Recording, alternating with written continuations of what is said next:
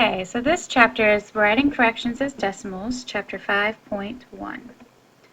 Now here are 4 words to know, and I would like you to take a minute right now to look up in your book and define these words. There's terminating decimal, mixed number, repeating decimal, and bar notation. You can pause the video as you find these definitions, and then I will look for these definitions tomorrow. Now also take a minute to copy this down, and then once you get it copied, you can go ahead and play this again. But this says any fraction a over b, where b cannot be 0, can be written as a decimal by dividing the numerator by the denominator.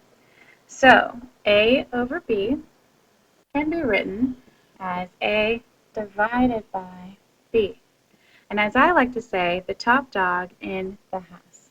So we can actually write this as a being inside the house being divided by b. Example, write 3/8 as a decimal. Now, this is the same concept as having the top dog in the house. So we're going to take the top dog, which is 3, and divide it by the denominator, which is 8. Okay, so now we're going to take 8 and divide it by 3. So I'm looking at this right now. I can actually divide 8 into 3. But what I can do is I can add a decimal right after 3 and add a 0. Now immediately, right after you draw your decimal, I want you to bring your decimal straight up. Okay? Now we have 8 into 30.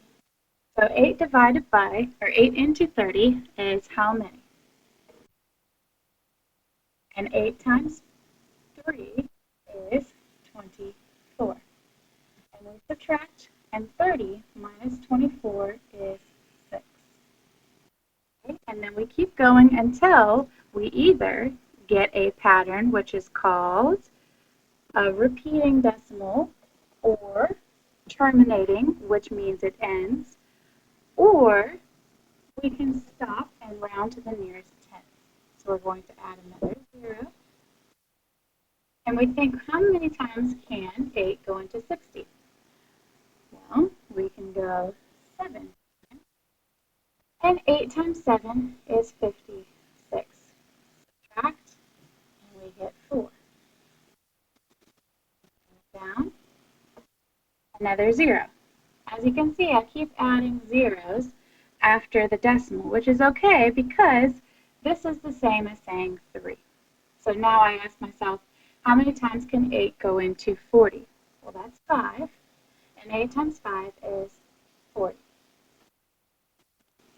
All right, and when I subtract 40 minus 40, I do get 0. So actually, I can stop here because my decimal has terminated. So 3/8 as a decimal is 0.375.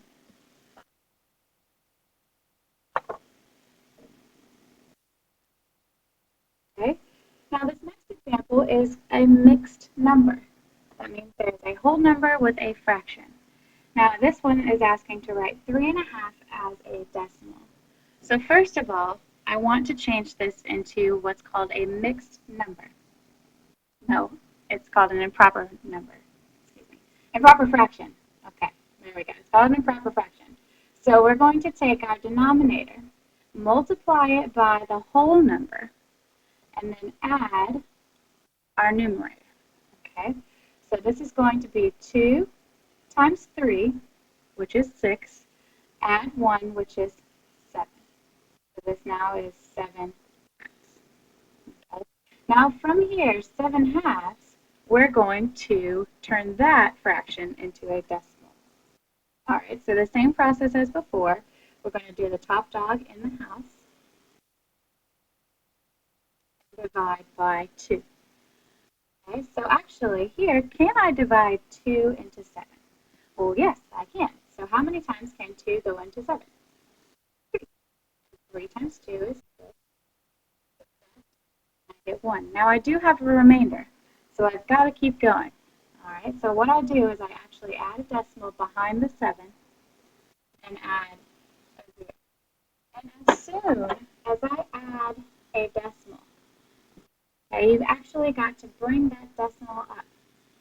I like to do it right away, that way I don't ever forget it. Okay, so then I bring this 0 down, and how many times can 2 go into 10? 5 times 2 is 10. I have a remainder of a 0, so I can stop. So 3.5 as a decimal is 3.5.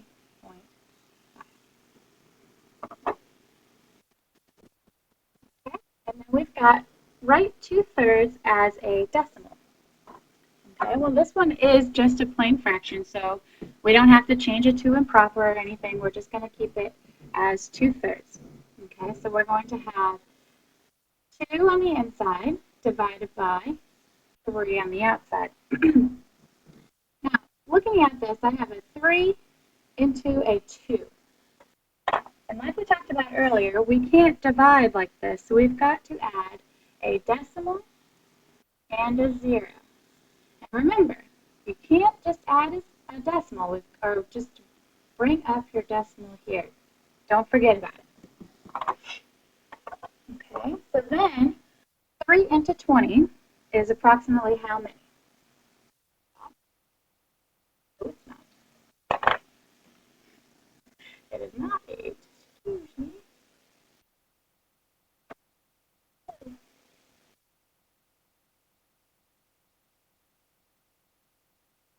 It is 6.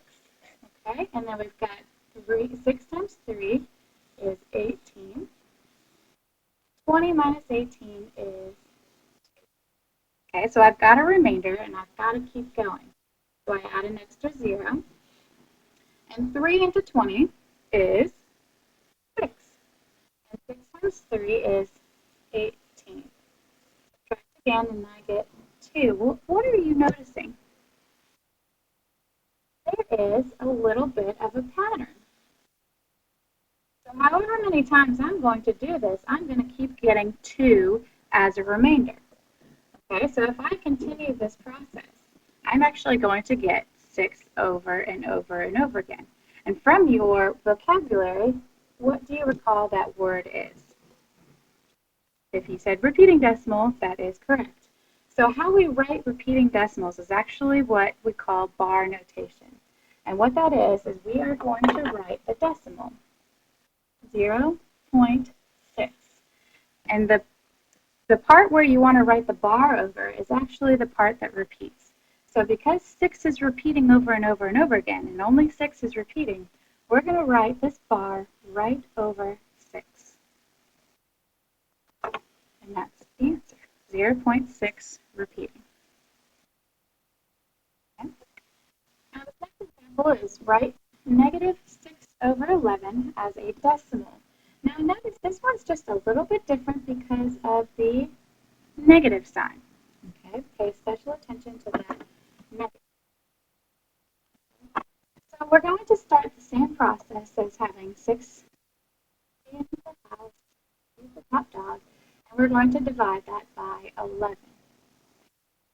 So we have to write decimal with a 0, a decimal, bring that decimal straight up. Okay, and then 11 can go into 60 about 5 times. And 5 times 11 is 55. Subtract and we get 5. Then we got a remainder, so we got to keep adding zeros.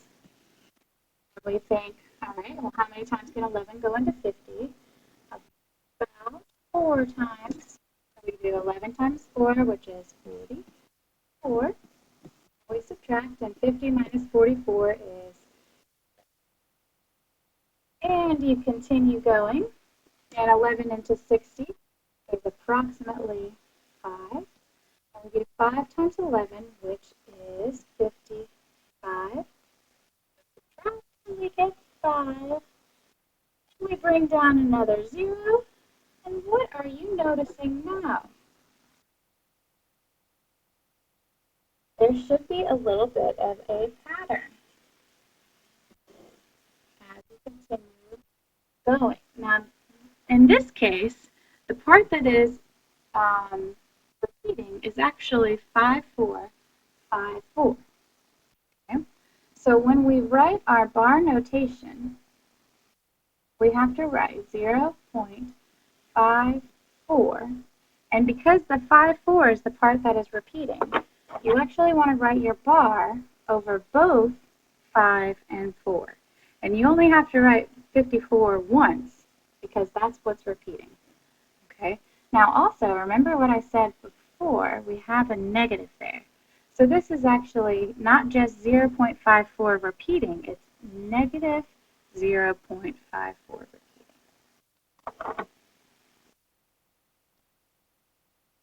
Okay? And then for this next example, we're actually going to compare two numbers.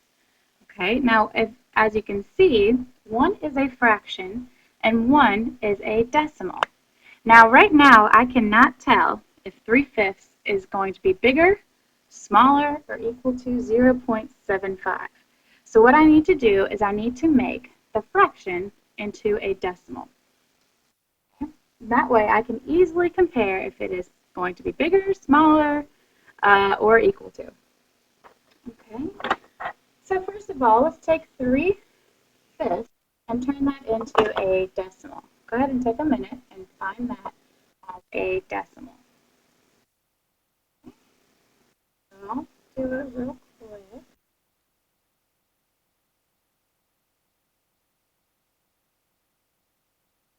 Okay, and you should have gotten 0. Now compare 0.6 to 0.75. The number on the left is the number you want to look at. Okay, is 0.6 less than, greater than, or equal to 0.75? Okay, well 0.6 is actually less than 0.75. Now you want the little arrow point to be pointed towards 3/5. That means less than.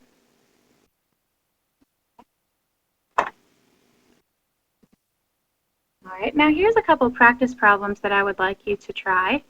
1, 2, and 3, you're changing the fraction to a decimal. And 4, you're also changing those to fractions to decimals, but we're going to compare them.